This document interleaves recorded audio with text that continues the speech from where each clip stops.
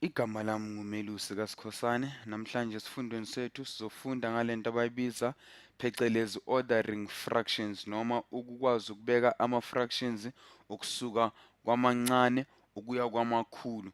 Esizothi sikwenze-ke namhlanje ukuthi phambi kwethu sithole ukuze sikwazi ukuthi siwabeke noma siwalandelisane ngokusuka kwamancane ukuya phezulu ama-fractions wethu, kuzomele sithole lento abakubiza i-common denominator noma i-denominator efanayo. Njengoba ubona kulama-fractions wethu kuzomele u-9 wethu, u-4 wethu, u-5 wethu, u-12 wethu no-15 wethu bafane babe yilento abayibiza i-denominator efanayo. Maqeda-ke sesosale sesisebenza ngo-4, ngo-3, ngo-4, ngo-11 nango-13 wethu okwama-numerator wethu ukuze sikwazi ukuthi siqhathanise kahle izibalo lezi zethu noma ama-fractions angaphambi kwethu. Esizothi sikwenze-ke ukuthi sithole lento abayibiza i-least common multiple noma inombolo encane esikwazi ukuthi sihlukanise ngayo kungasali lento abayibiza i-remainder noma kungasali inombolo ezilengela nje ecaleni. Ukuze sithole i-lowest common multiple yethu, nake sizokwenza sizothi u-9 wethu kuzomele simphinde kawu-3 ukuze kungasali lutho. Sizobhala-ke lapha lento abayibiza i-lowest common denominator le bengiyichazile. Sizothi ukuze sithole u-9 wethu sizosebenzisa usothi u-3 multiply ngo-3 noma simphinda kawu-3. U-4 wethu ukuze sithole u-4 wethu ophelele sizosebenzisa u-2 masimphinda kawu-2 na. U-5 wethu-ke laphaya uyilento abayibiza i-prime number yethu. Sizosebenza futhi ngo-12, i-denominator ngo-12 sizothi 2 times 6 sithi siphinde sithi 6 times 2 times siphinde 6 times 3 or noma simphinde ngalezo inombolo lezo sizibuza ukuthi ingabe siyamthola na abawu-2 laba abakhona laphaya naba sibayenzile ngobuyelo bethu. Ingabe siyamthola u-3 kuleya least common multiple yethu, nangu u-3 sinaye, ukuze sikwazi ukubala kahle sithole i-common denominator yethu. Masiqhubeka futhi sizoya lapha ku-15 sithi ukuze sithole u-15 sizothi 3 multiply ngo-5 usinikeza u-15 wethu noma u-5 umphinda kawu-3 usinikeza u-5 wethu. Sizibuza ukuthi kuleya least common multiple yethu siyamthola na u-3 no-5 ukuze sithole i-denominator yethu. Nabo u-3 wethu sibenzile ngobu-blue no-5 wethu simenzile lapha esinaye ngobu-blue. Kusuka lapho-ke singakwazi ukuthi sithole-ke manje i-common denominator yethu-ke. Sizohlanganisa zonke leza iy'namba sothi u-3 umphinda ngo-3, inombolo esiyithola siyiphinde ngo-2, inombolo esiyitholayo siyiphinde futhi ngo-2.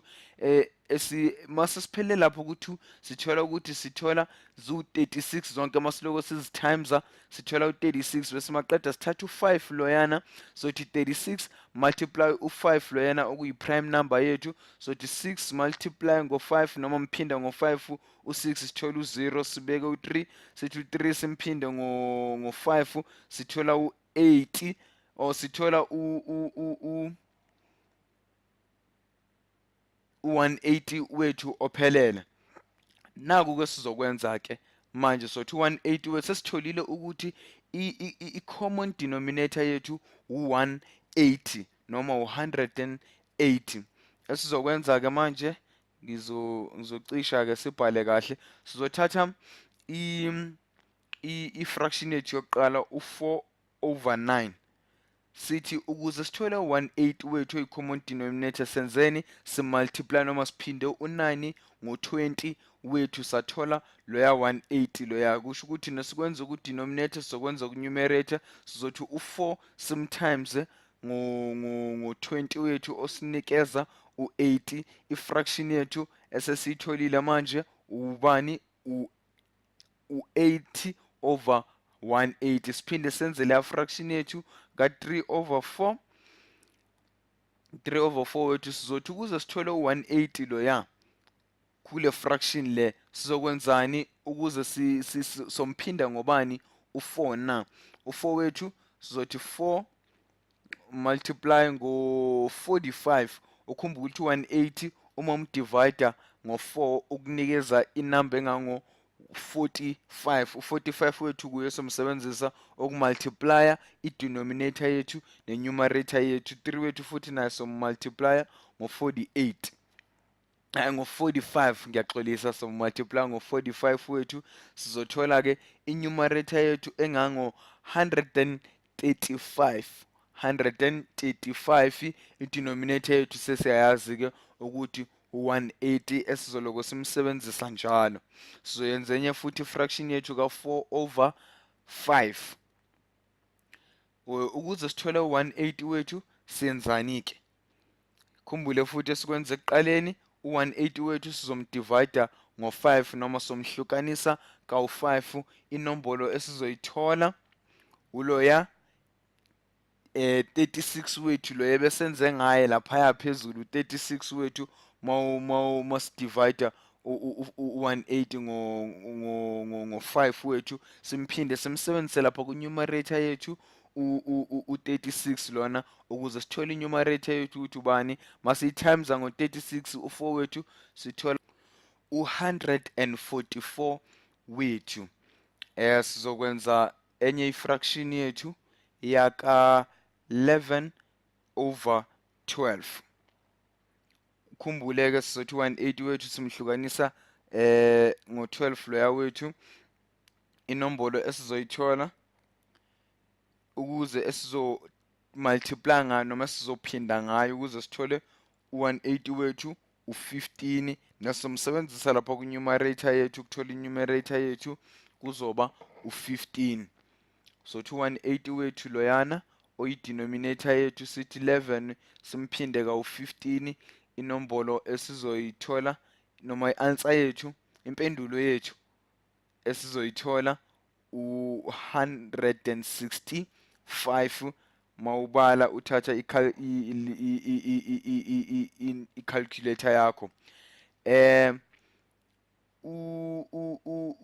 ifraction le yokugcina ebesinayo ka13 over 15 sizokwenza njengoba siwenzile nakwezinye sizothi u15 wethu inamba oyisebenzisa ukuthola u180 ku15 u12 ukusho ukuthi u12 uma umphinda u15 uma umphinda ka12 uthola 180 sizothi u13 uma umphinda ka12 numerator yethu sizothola inombolo engango 156 nawo ke ama fractions wethu amasha esesiwenzile ukhumbule ke ukuthi into esizoyenza ukuzibeka ukusuka kwencane ukuya kwephezulu ama fractions wethu sizowabeka siwaqhathanise ngendlela yokuthi sizowasusa kwencane siwayise phezulu esizokwenza ukukhumbula ukuthi ama denominator wethu onke ayafana so ngakho ke esizokwenza sizobheka ama numerator wethu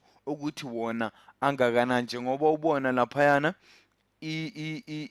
i-fraction yethu yokuqala yaka 4 over 9 u4 over 9 wethu loyana hiyo ifraction encane ngoba ino80 mawuzihlanganisa noma uziqhathanisa nazo zonke ezilapha phambi kwethu enye encane ifraction noma numerator yethu esitholayo yile ka ithi ke ngibuke kahle sashintsha ipeni lami futhi okay nakho ke yile ka 135 okuyi fraction ka3 over 4 enye sizolandela ngayo mawungathi uyazibona indlela ebezibekeke ngayo zisalandelana ngalendlela ebeziyiyo enye sitholayo futhi ileya ka4 over 5 oku 144 over 180 sizophinde futhi sibheke ukuthi phakathi kwa165 no156 yiphi encane sithola ukuthi 156 uye omncane sibhala kuyi-fraction yethu ebe yaka 13/15. Esisele ngayo ke ile yethu yokugcina enkulu kunazo zonke i-fraction yethu, i-fraction ka-165/80 ebe kuyi-fraction yethu ebesinayo ka-11/12. Ime kanjalo ke makuthiwa qhathanisa ama-fractions wethu kusuka kwencane ukuya phezulu, wenza ngalolu hlobo olukanje, ilula futhi icacile. Sithemba ukuthi niyiqondile. Siyabonga.